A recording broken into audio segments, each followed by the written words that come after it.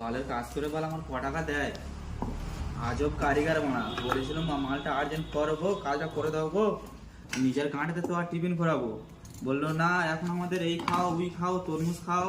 তা খাওয়ালুম গুদমারানি, তোমরা খাওয়ালুম, তা আর্জেন্ট মাল থেকে চলে যাচ্ছ গুদমারানি দা গুদমারানি। এই হপ্তাহ কেউ পেমেন্ট নিতে আসুক, সব গোষ্ঠীর গুদ মারবো আমি। যত তারিখ ম্যানেজারে, কেন ম্যানেজারের মাল ক টাকা দেয়? ম্যানেজারের ক টাকা দেয়? আর্জেন্ট মালগুলো ম্যানেজারের করতে হবে।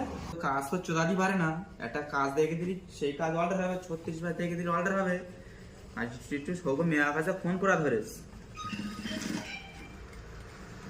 মেয়ের কাছে ফোন করছে আর কত নাটক চোদাচ্ছে, আমার দাও গো, আমার এখানে লাগবে গো, ওখানে লাগবে গো, আমার গার্লফ্রেন্ড কাঁচে গো, চুড়িদার কেটে দিতে হবে গো, জাঁয়া দিতে হবে গো, কত আর নেবে?